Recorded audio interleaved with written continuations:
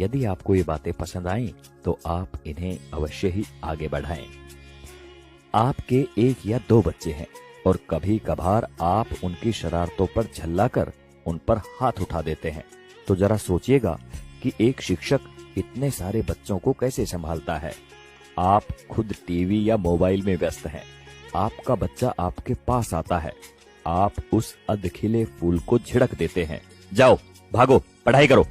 जरा मन को शांत करके विचारिएगा कि एक शिक्षक किस तरह अलग अलग बुद्धि वाले और अलग अलग अभिरुचि वाले बच्चों को 45 मिनट तक एक सूत्र में बांध के रखता है अपनी कक्षा में। आपका बच्चा दिन भर गेम खेलता है, घर पर पढ़ता नहीं है, इसकी भी शिकायत आप शिक्षक से करते हैं। क्या करें, हमारा मुन्ना तो हमारी बात ही नहीं सुनता, जरा डराइए इसे। अरे भाई, बच्चे को डराना है तो उसे किसी बाघ के सामने ले जाओ। आप गुरूर ब्रह्मा टाइप की बातें रटते हैं, पर कुछ पेरेंट्स भगवान तो छोड़िए, शिक्षक को इंसान तक नहीं मानते। वे ये मानने को तैयार ही नहीं कि एक शिक्षक का व्यक्तिगत जीवन भी होता है, उसकी भावनाएं होती हैं, उसकी सीमाएं होती हैं।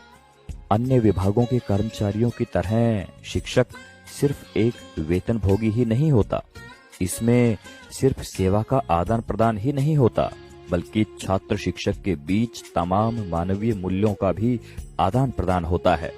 आप अपने छोटे मोटे काम कराने के लिए सरकारी कर्मचारियों के आगे हाथ जोड़ते हैं, पैर पकड़ते हैं, लेकिन शिक्षक जो कि आपकी संतान को शिक्षा दे रहा है, उसकी एक गलती आपसे बर्दाश्त नहीं होती।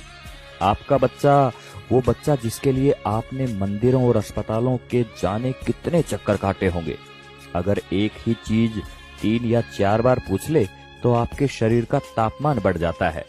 अब जरा सोचिए कि एक शिक्षक किस धैर्य के साथ बताता है कि 3 + 1 और 1 + 3 दोनों बराबर होते हैं, भले ही ये एक दूसरे के विपरीत नजर आते हैं।